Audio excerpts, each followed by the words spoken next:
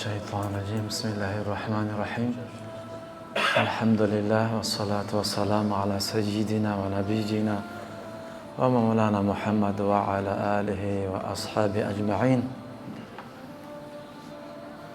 أما بعد السلام عليكم ورحمة الله وبركاته. الله تبارک و تعالی را بسیار سپاسگزاریم و تشکر میکنیم به خاطر تمام نعمت‌های خوبش. همه نعمت الله سبحانه و تعالی برای ما و شما هستند، برای فایده ما و شما هستند. چنان که برادران و پدران عزیز، ما در این ماه مبارک، ماه شریف رمضان قرار داریم. در این ماهی که الله سبحانه و تعالی درهای بهشت را باز میکنه و درهای جهنم بسته هستند و به دستور الله سبحانه و تعالی و به امر خداوند شیاطین به غل و زنجیرها بسته میشوند، گناه و معصیت کمتر میشود. این ماه یعنی ماه پر فضیلت الله خودش میداند. شاید این آخرین سال باشد ما با این ماه ملاقات بکنیم. ماه سال دیگر، سال آینده الله سبحانه و تعالی خودش بهتر میداند. کدام یکی ما از ما و شما زنده هست، چون که تجربه بسیار یعنی معلم بزرگ است. نه وقت زمان بسیار استادی عظیم بزرگ است که انسان هوشیار درس عبرت میتید. چقدر از ما بودن در رمضان گذشته با ما بود، کنار ما بودن، در مسجد ما صحبت میکردیم، میشتیم، میخستیم، روزه میگرفتیم. اصلا فکر نمیکرد که سال آینده این دوست عزیز ما این دنیا را ترک بکنه. دیگر این روزه آخرین روزهش بود. شاید ما هم همین خیلی باشیم. این ماه مبارک رمضان شد آخرین ماه و آخرین بار باشه که ما شما ملاقات کردیم. پس بیاید ما شما از این ماه مبارک رمضان بسیار سخت استفاده بریم، حد اکثر زحمت بکشیم. این را پول قطعی خریده نمیشود. این رحمت خداوند است. این رحمت خداوند است، مهر محبت خداوندی نسبت بندگانش. ورنه یک ثانیه و یک دقیقه ماه مبارک رمضان پول قطعی گبزه نمیشه، خریدن گبزه نمیشه.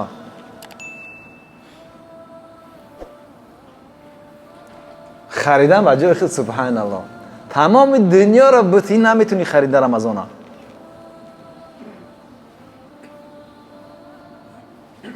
قیمت نداره، قیمتش بسیار به انتها الله خودش میدونه، خداوند خودش میدونه. پس این شانس بسیار عظیم بزرگ است. ما همین الکی از دست ندیم. سبحان الله. از این که ما عمری ما طولانی میشه و دراز میشه تنج نباشیم. مرگ خبر نمیکنه. وقتی که وقت برسه، زمان برسه، خبردار نمیکنه. ای شما فلانی کس انسان بسیار بزرگ خوب هستید. یعنی ماه مبارک رمضان بهار مؤمن است. ابن رجب الحنبلی بفرماید که این واقعا بهار مؤمن است رمضان.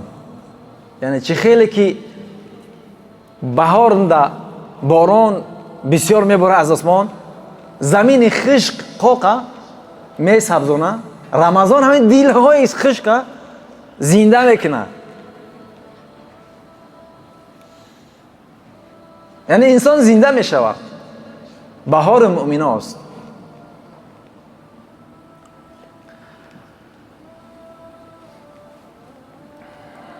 از حکمت خداوند تبارک همی است که یعنی بعض زمانها را، بعض ماها را از دیگر ماها، از دیگر زمانها بهتر میکنه. این ماه مبارک رمضان در مابین 12 ماه سال، در مابین کلندر تقویم بهترین ماه است. یگان ماه با این برابر نمی شود. همون خیلی که مهتاب در شب 14 در آسمان می درخشد نسبتی یعنی ستارگان ماه مبارک رمضان در تقویم در کلندر نسبت دیگر ماه همین خیلی است، تفاوتش بسیار است. یعنی باید ما و شما این شانس از دست ندهیم، مهنت بکنیم. اینجا باید انسان از دیگران سبقت بگیره. یعنی اون جایی که انسان باید از دیگران مسابقت بکند اینجا است دیگه. یگان جا ما ندیدیم که خالق ارض سما اللهی که تمام کائنات خلق کرده است نگفته که شما در دنیا برای کسب مال دیگر از همدیگر سبقت مسابقت گیرین. یگانه چیز اینجا است که حسن بصری رحمت الله علیه میفرماید که این ما یعنی وقت سیزونی مسابقت و سبقت گیری است که میبینی که بعضی از انسان ها بندگان الله سبقت میگیرن، پیشی میگیرن، مسابقت میکنن، از دیگران سبقت میگیرن، پیشی میگیرن، میروند. اما گروهی هستن که خفا میزنن. اما میفرماید که من تعجب میکنم که در این ماه عظیم بعضی در خواب غفلت هستن.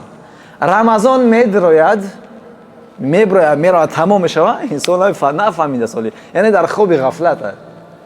جای میشه تأثیر سخت است که الله تبارک و تعالی ما را انسان خلق کرد، عقل داد، شعور درک داد، عظمت انسان از جایگاه انسان بسیار بلند برداشت، بیاید نفهمد در خواب غفلت. واقعا پناه به الله این خسران بسیار عظیم و بزرگ است. این زیان ضرر بسیار سنگین است. پس از حکمت خداوند همین است که بعضی ها از بعضی زمان ها را از بعضی زمان ها، بعضی مکان ها را از بعضی مکان ها، یعنی که قدرش بلند میکند، تفاوت میتید.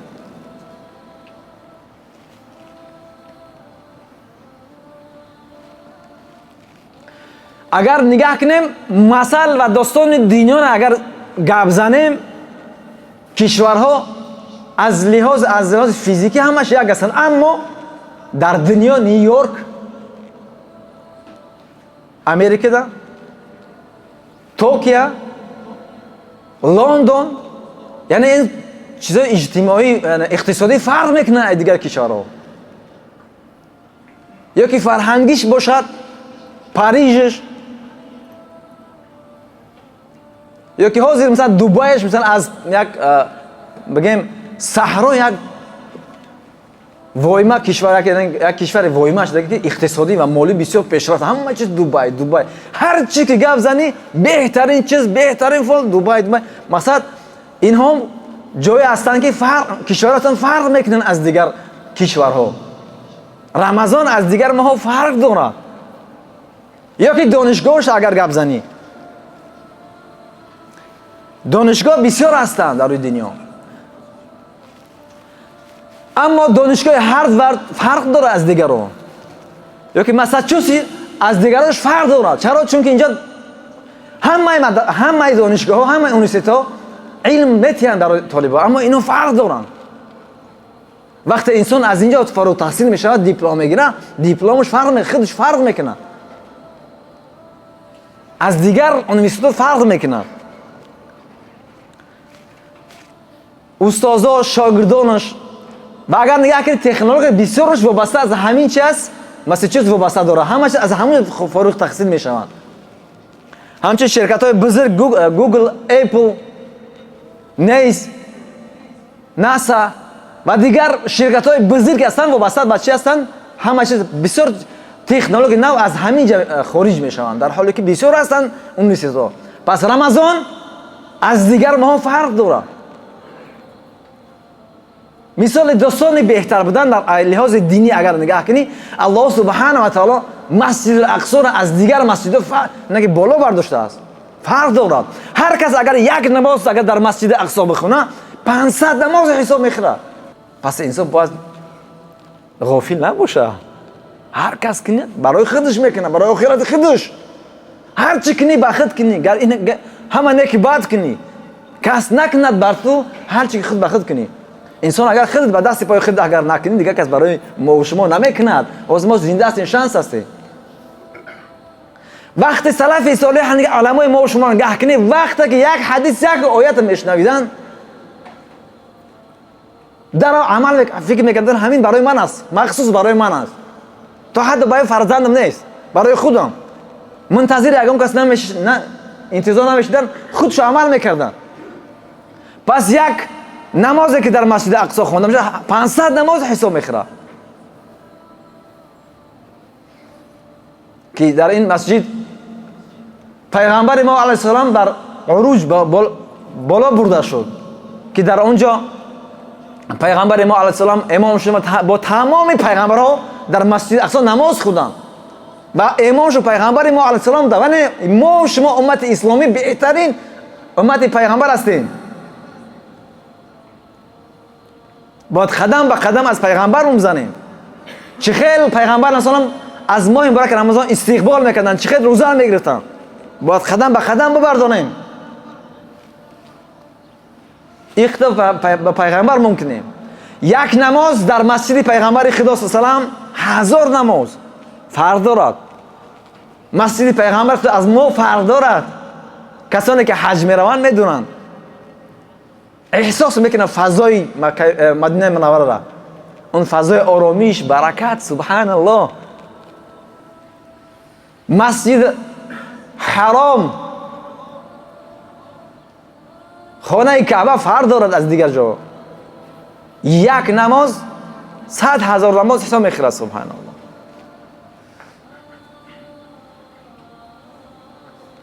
رمضان بهترین ماهای تقویم است. نباید لحظه از ماه مبارک رمضان از پیش ما و شما به هدر برود.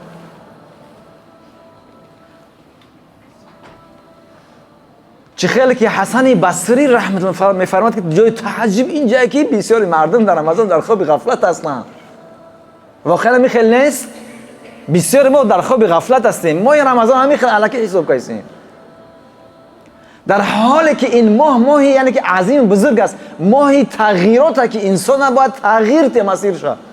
اگر در رمضان ما و شما تغییر نشدید کی تغییر میشه؟ این شانس است که یک قدم زن 1000 قدم آماده میشه، 1000 شانس آماده میشه. در غیر رمضان حضرت یک بهانه میکردیم، ای شیطان، ای ایش، اوزی چی؟ همه شیطان ها در غفل، در زنجیر بستگی هستند. برای چی ترک نماز؟ برای چه ها هنوزم در خواب غفلت؟ نعوذ بالله. بعضی ها با چیکار میکنن؟ 1000 یک بهانه روزانه میگن لا حول ولا قوة الا بالله. این بسیار خسران عظیم است. مگر کسی که عذر شرعی داشته باشد، کسی که بیمار باشد که دیگر عذرهای داشته باشد، و الا که این یعنی که روزه و رمضان از دست دادن، این بسیار خسران عظیم بزرگ است. پناه به الله سبحانه و تعالی. این شانس از دست ندید. همین خیلی این بسیار از ما الله سبحانه و تعالی عمر میتید، حیات میتید، مهلت میتید. در رمضان میاد، قدر رمضان نمیدونن. اما کسی که رمضان نمیدونه کسی که از دنیا رفته است. مثلا اگر یک مثال بیارم، یک کس مثلا گرین کارت میسپاره، یک بار میبره، او که اهمیتش نمیتیه. او کسی که در اینجا از در امریکا 10 سال 15 سال هم قم میزنه، آماده است هر کاری کنه به دست بیایه، اون قدرش میدونه. اما اون کسی که با آسانی به دستش آورده است قدرش نمیدونه. اگه میخوام مثالی بود، اما این رمضان روزه سبحان این چیزی دیگر هست. یا که امیسیا میشونه که بعضیا میبرند در امیسیا، قدر امیسیا و یا میدونن. پس قدر رمضان رو کسانی میدونن که از ما رفتن، از کنون ما رفتن. علما میفرمایند که اگر رفته و به شرط همین خیلی شانس باشد، برای مردگان شانس بتیان که ای شما فلانی کس در دنیا بسیار زحمت کشیدی، مهنت کشیدی، اینا بیا انتخاب کن، اختیار کن. همین دنیا با تمام داراییش، نه فقط یعنی که تمام دنیا را داراییش، این شما اختیار میکنید برای فرزندتون میتین که در زندگی تو همه زحمت و مهنت و عذاب، شفقت، رنج، مصیبت، گشنگی، تشنگی، همه اوه فرزند، اوه فرزند، اوه فرزند، اوه فرزند، تا اونجا که بعد خاطر فرزند ترک نماز روزه میکردی، بیا این دنیا را بگیر برای فرزند بتی. اینا انتخاب بکنی یا که یک روز بر بگردی به دنیا برای خودت. علما میفهمند که حتما و هر آینه انسان یک روز نه یک ساعت انتخاب میکنه برای خودش، دنیا را انتخاب نمیکنه. سبحان الله. پس روزخری برای چی؟ ترک نماز برای چی؟ لا حول ولا قوة الا بالله. قیامت خیلی سخته، اصول نیست، خیلی خطرناکه. پناه به الله. این ماه مبارک رمضان دعا کنیم یا الله ما را نجات بدهیم، عاقبت بخیر بکنه. بغیر مرد دیگه راه نداریم. ما دیگه راه نیست، فقط رفتن است. ما میریم. این روز چند ساعت زنده هستیم، خریدن نمیشه وقت را پول با چوز. یه تماما این یک چیز نیست که صحبتش کنی. اگر دنیا داشته باشی نمیتونی یک لحظه را، میتونی که 5 دقیقه پیش که ما اینجا اومدیم بر بگردونیم دنیا با همه شبتی نمیشه و رفت تمام. الله اکبر. گذشت. این رحمت الله است. قدردانی از رحمت خدا، عظمت خدا کنیم. برای فایده ماست، برای فایده ماست. ما خودمون فایدهش میبینیم اگر انجام بدیم ان شاء الله. اگر نکنیم خودمون ضرر میبینیم. انسان یک ساعت انتخاب میکنه تو بر بگرده به دنیا رو نمیتونه. کار ندارم فرزندام خودم یک ساعت انتخاب میکنه به دنیا بیا الله راضی بکنه، معاملش با الله خوب کنه. پس ما حاضری که حیات هستیم، نه این نعمتی بسیار عظیم در اختیار ما هست، اما ما قدر نداریم، قدرش نمیکنیم. همین خیلی الکی وقت میگذره از پیش ما. لا حول ولا قوة الا بالله. آیا همین خیلی نیست؟ آیا همین حقیقت نداره؟ چقدر از ما هزار یک بهانه میکنیم، در غفلت وقتا را ضایع میکنیم. قرآن خدا نمیتونیم، اگر رمضان ما در احکام رمضان فرض روزش فرضش سنت واجبش نمیدونیم. اما در ببینید گه بکنید تحقیقات بکنید در یوتیوب، در شبکه‌های اینترنت، در فیسبوک، اینستاگرام، ساعتاش همین خیلی وقتا را ضایع میکنه، اوف نمیگه. رمضان بهترین شانس. رمضان یعنی سبحان الله بهترین و قیمت بالاترین زمان وقت همین هاست.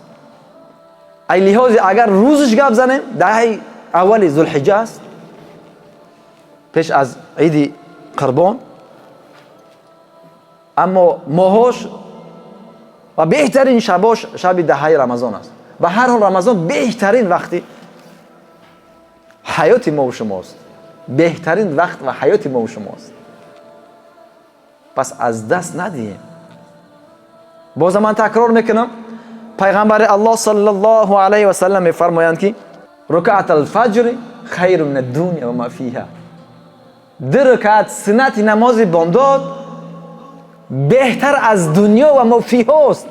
2 رکعت سنت نماز بامداد، حالا چی برسه به 2 رکعت فرضی بامداد، نماز بامداد، و یا که چی برسه به ماه مبارک رمضان.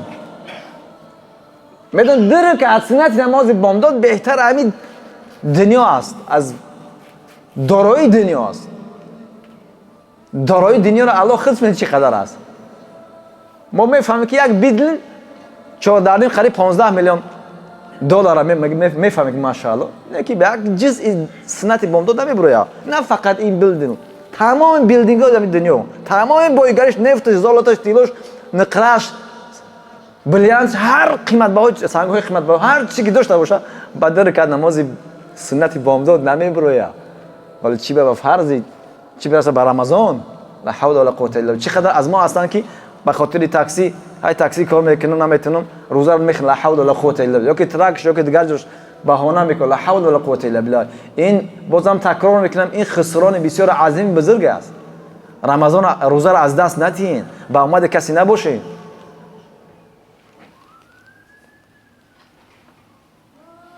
این یک رحمت خداوند جبران نمیشود. رمضان ماه مبارک رمضان فضیلت‌های بسیار دارد. یکی از این فضیلتی که این ماه مبارک رمضان در اون قرآن نازل شده است که خداوند تبارک تعالی سبحان افتخار ما و شما امت اسلامی است، افتخار ما و شماست. این همه با ساده آسانی این رحمت مهربانی این راه راست فضیلت عزت آبرو شفقت صلح صمیمیت دوستی همه در اسلام به ما و شماست. بسیاری کس هستند که در یک حیات زندگی می‌کنند اشتیاق حق به حق پیدا نمیکنند، آماده هستند تمام دوره بتیر حق به حق پیدا نمیکنند، اما این الله سبحانه و تعالی با ما و شما داده است ما قدرش نمیکنیم.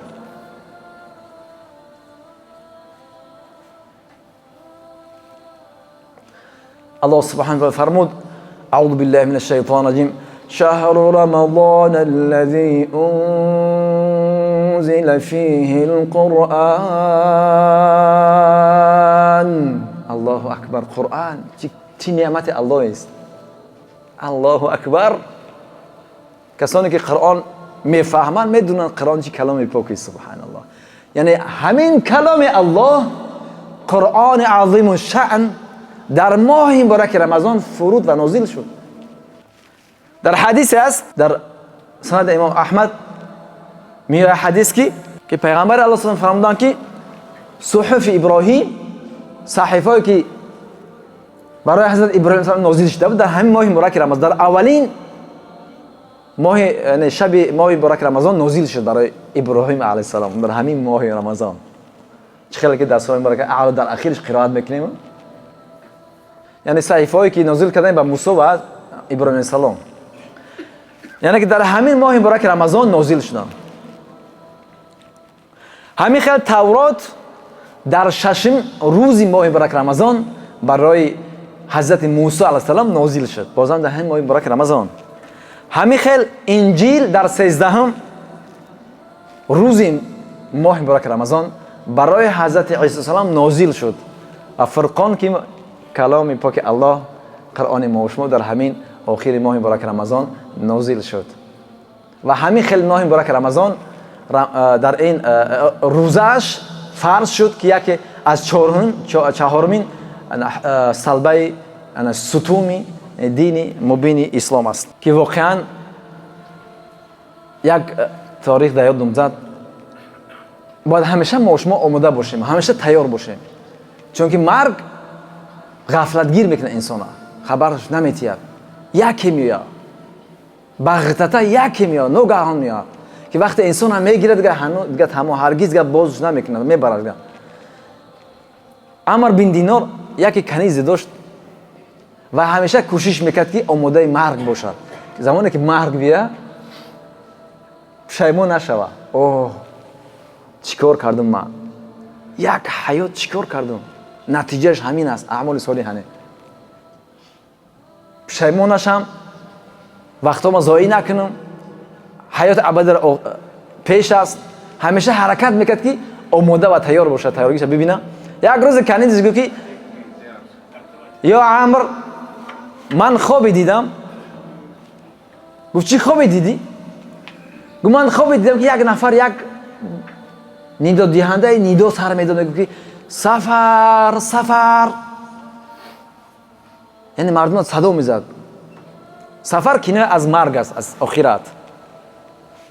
کنیز در ادامه گفت که نه که جای تعجب میاد که از آدمای بسیار فقط یک محمد بن واسع بود که لبیک گفت آماده مرگ بود. عمر بن دینار فهمیدن خوب چی معنی داره یعنی فقط یگانه وقت انسان اون محمد بن واسع بود که تیار شه برای مرگ ملاقات مرگ آخرت تیار شه که او خودش تیار نبود چنان تاثیرش کرد که چنان گریز که به اثر گریستنش بیهوش شد. یا که یک انسان از اهل سلف ما وقت میشنوید در مغرب باشه، اگر میشنوید که یک انسان در مغرب از الله، یعنی از اون در پیش الله نزدیکتر و با تقواتر است، اینها دیگر بسیار سنگین برای اینها میشید، یعنی سخت میگذشت برای اینها، نمیگذاشته نه کس آنها چه کنن پیشی بگیرن. پس ما و شما این شانس هسته، این شانس بزرگ از دست ندیم. یکی از مهمترین پیام این ماه مبارک رمضان این است که باید ما و شما ایمان ما تجدید و قوی بکنیم، تقوا را بالا ببریم، به الله نزدیک شیم. که الله سبحانه و تعالی در سوره مبارکه بقره میفرماید که یا ایها الذین آمنوا کتب علیکم الصیام کما کتب علی الذین من قبلکم لعلکم تتقون. یا ایها الذین آمنوا کتب علیکم الصیام، ای کسانی که ایمان آورده، رمضان، روزه ماه رمضان برای شما فرض شدگیه.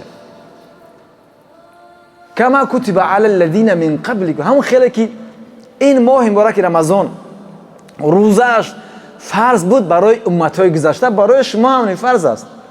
یعنی امتهای پیش از ما، امتهای پیغمبرانی که پیش از پیغمبری ما و شما اصلا گذشتن، زندگی کردن در این دنیا گذشتن، حاضر نوبت ماست، یعنی و یا هم روزه میگرفتن در ماه مبارک رمضان، برای اون هم این ماه فرض بود که تا روزه را بگیرن. لعلکم تتقون، تا شما با تقوا برسید، تقوادار شید، متقی شید، ایمانات قوی شوند.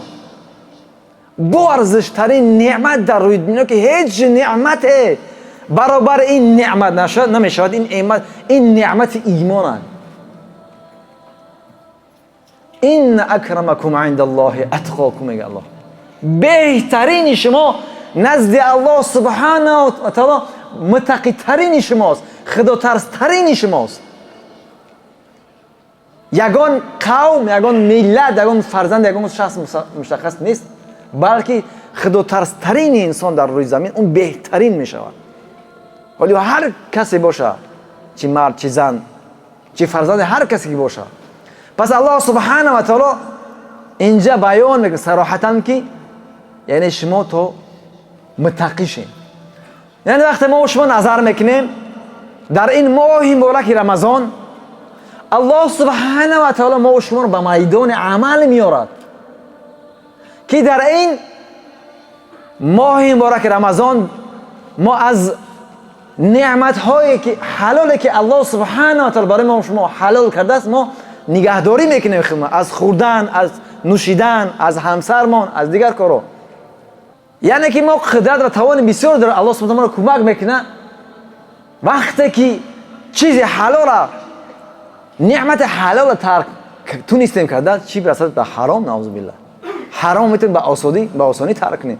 پس این ماه مبارک رمضان شانس بسیار کلان است، بخصوص برای کسانی که معتاد شدگی‌اند، یا سیگارت میکشن، بسیاری وقت اهمیت نمیدن، نوس میکشن، قمار بازی میکنن، شراب، لا حول ولا قوة الا بالله،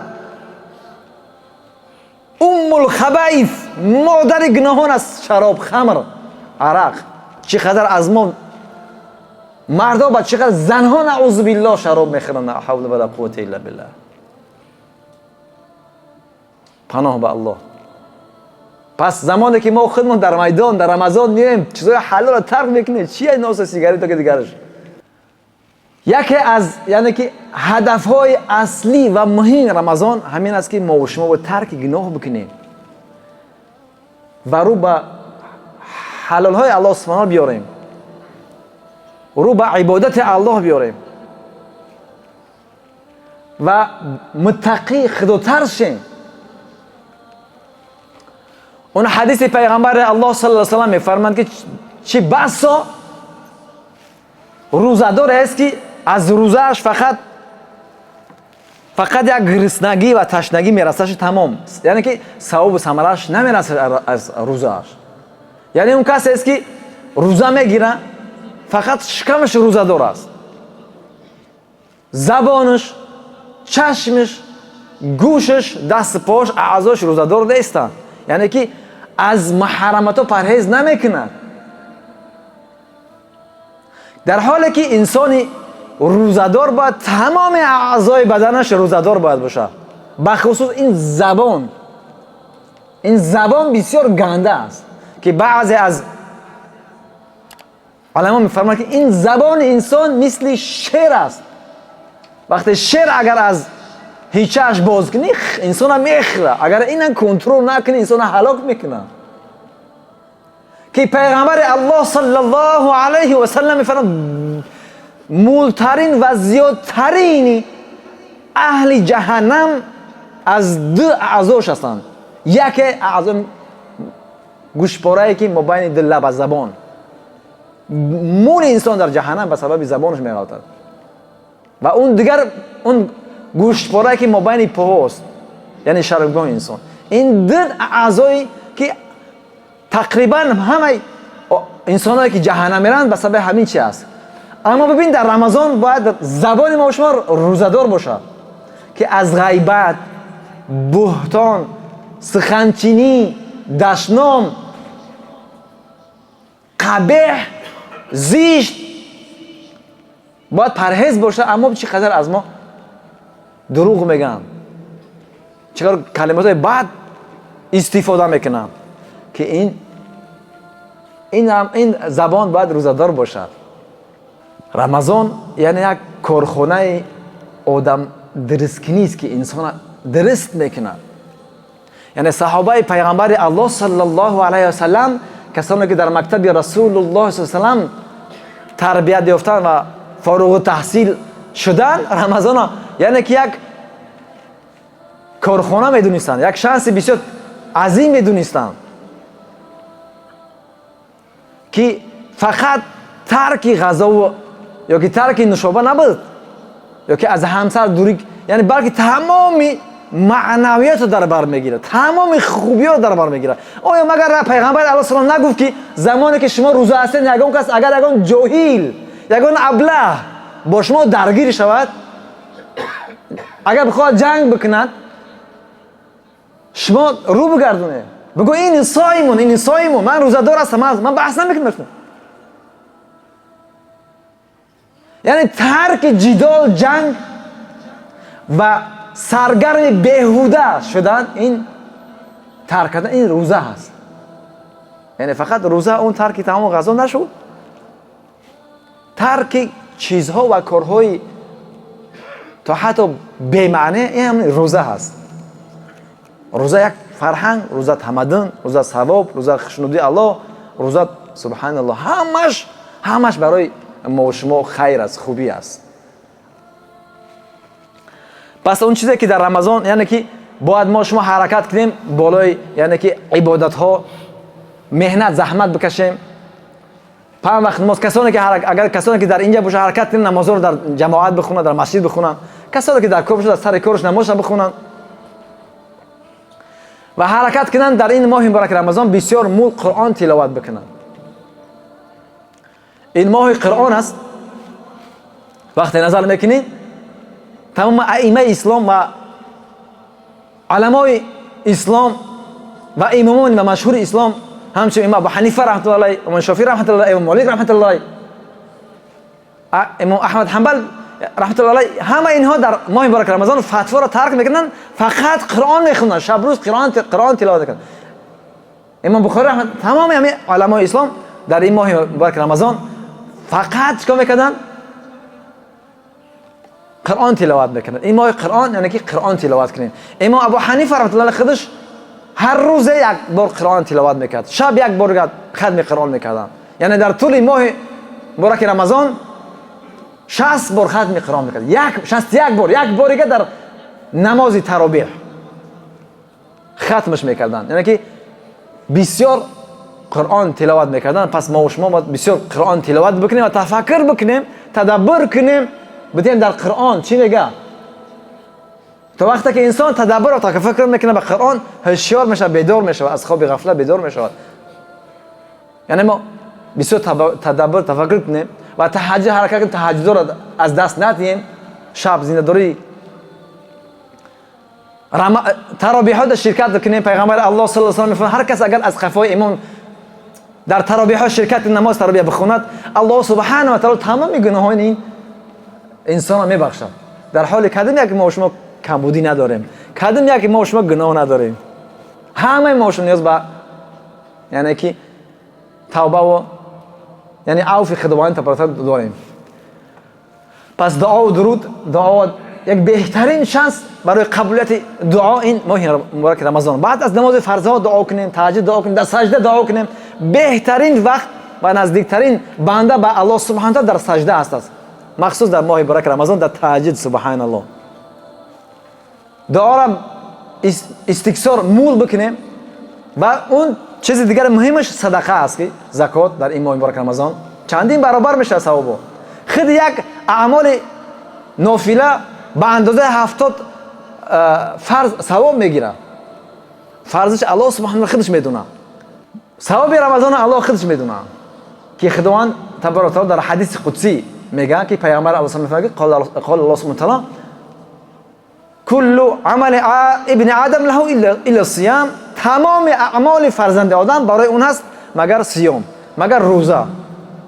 فانه لی و انا اجزی به. این روزه برای من است و من پاداش میدم. چقدر الله خودش میدونه. نزد الله معلومه. اگر مقایسه بکنیم خدا خودش میگه یک وقتی که یک رکعت سنت نماز بامداد از این دنیا و تمام بایگراش قیمت شد، این روزه را خدا خودش میدونه. چی چندین برابر خدا خودش میدونه. پس در این ماه مبارک رمضان پیغمبر الله صلی الله علیه و در تمام ماها بسیار سخی بودند، دلکشا بودند، اما بخصوص در ماه مبارک رمضان دیگر در این ماه مبارک رمضان چنان صدقه میکردند که از حرکت شمال تند تیز از اون حرکت‌تر و سریعتر بودند در این رمضان. وقت تمام شد انشاءالله. پس چقدر در اون بالا گفتیم که شاید این آخرین رمضان باشه که ما و شما ملاقات میکنیم. پس این رمضان از دست همین الکی نتیم، مهنت زحمت بکشیم انشاءالله. هر کس اگر تنبلی نکنه، سستی نکنه، خشو به حالش سبحان خودش نتیجهش میگیره. هر کس اگر که تنبلی کنه پناه به الله ضرر خودش میکنه.